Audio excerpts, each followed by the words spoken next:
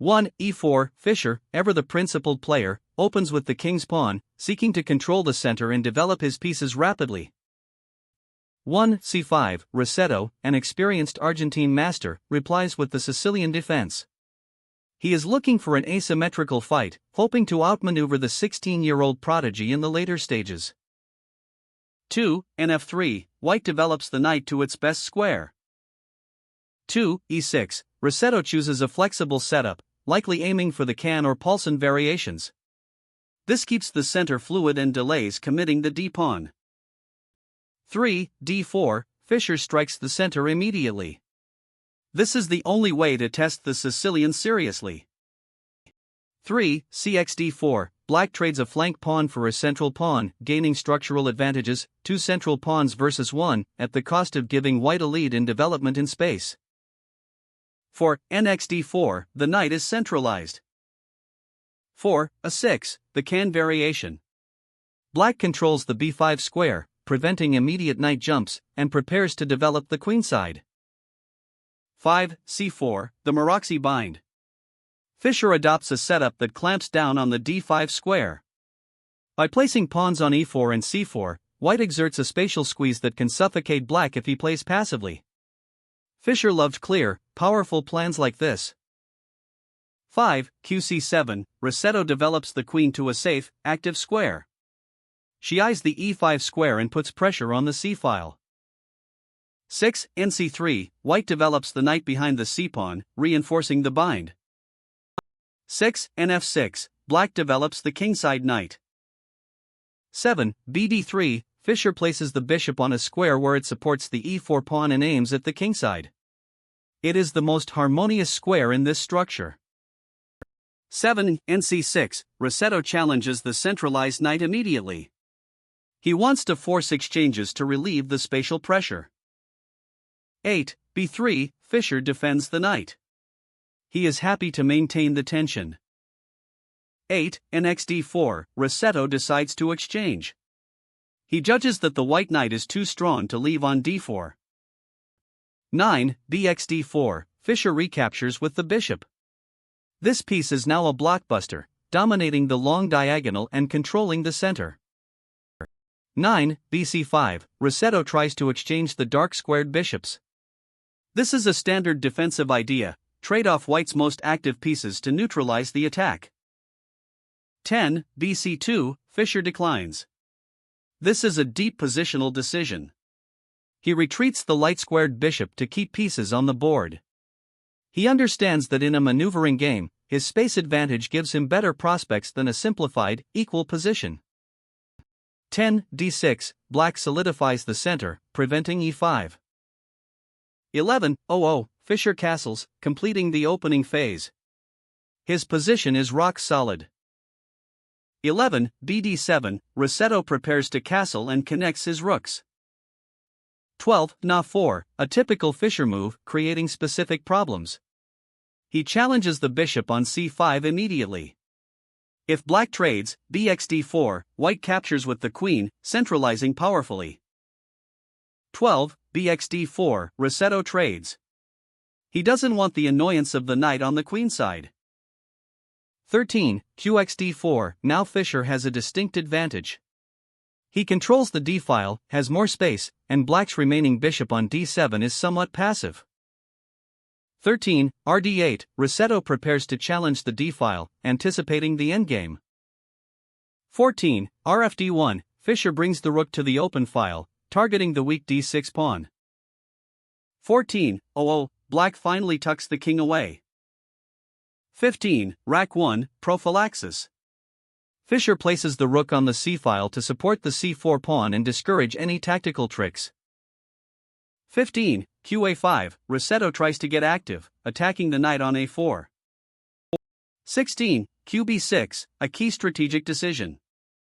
Fischer offers the exchange of queens. He realizes that the endgame is favorable for White due to the queenside pawn majority and the superior coordination of his pieces.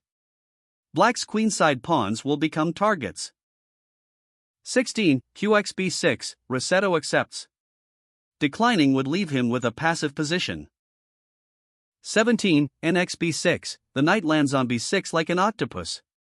It cramps black's position, attacks the bishop on d7, and prevents black from using the c-file easily. 17, bc6, the bishop moves to attack e4. 18 is f3, Fischer calmly defends the pawn. This structure, e4, f3, is extremely solid. 18, nd7, Rossetto tries to exchange the annoying knight on b6. 19, nd5, the point. A brilliant tactical trick that transforms the position.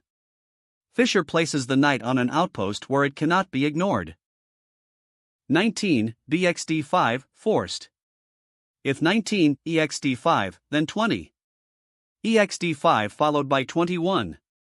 dxc6 wins material. Rossetto must part with his bishop. 20, exd5, Fischer recaptures.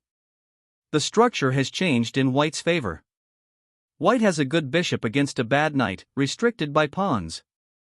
The d5 pawn is a wedge that splits the board. 20, e5, Rossetto blocks the center, hoping to lock the position and hold the draw. 21, b4, Fischer immediately starts the minority attack, or here, just expansion. He intends to push c5 to break open the queenside where he has the advantage. 21, g6, creating an escape square for the king. 22, ba4, Fischer redeploys the bishop. From here, it restricts the black knight and prepares to support the c5 break. 22, b6, Rossetto tries to stop c5, but this creates further weaknesses on the light squares. 23, rd3, a rook lift. Fischer prepares to swing the rook to b3 or a3 to hammer at black's queenside pawns. 23, f5, Rossetto seeks counterplay on the kingside, but it is too little, too late. Fischer's plan is faster. 24, ra3, the rook eyes the a6 pawn. 24, hin b8, the knight is forced to a passive square to defend the a pawn. This is a triumph of Fischer's strategy. 25, c5, the breakthrough. Fischer smashes open the queenside.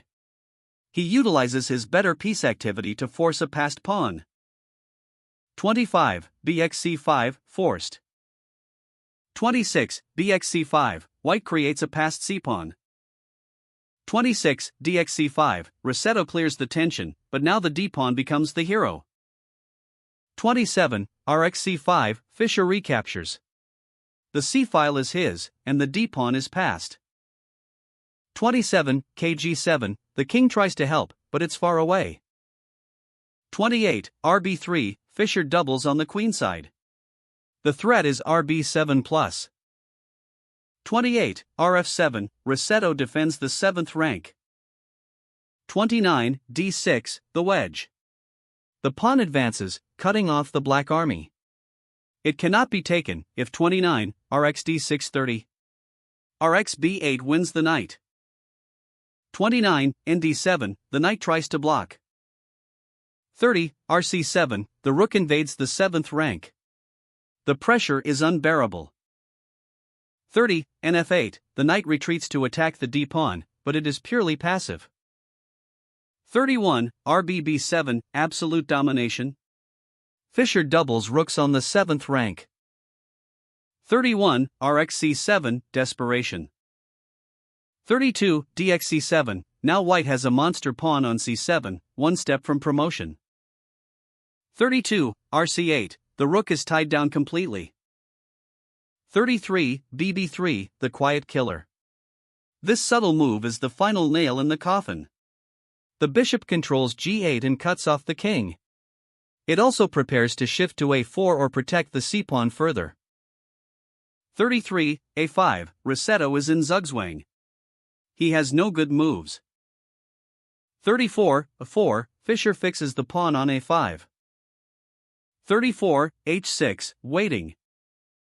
35, h3, Fischer demonstrates that black is helpless. He can make waiting moves forever, black eventually has to move something and lose. 35, g5, trying to do something. 36, g4, closing the door on any kingside counterplay. 36 fxg4. If black moves the knight, say 36 and d7, then 37. b6 wins immediately. 37 hxg4, 1-0. Rossetto resigns. The situation is hopeless. The black rook is tied to c8. The knight cannot move without allowing b6. The king cannot cross the f-file easily. Fischer will simply walk his king to the queenside, kf2 e3 d3 etc., and win the knight or promote the pawn. A technical masterpiece showing the power of space in passed pawns.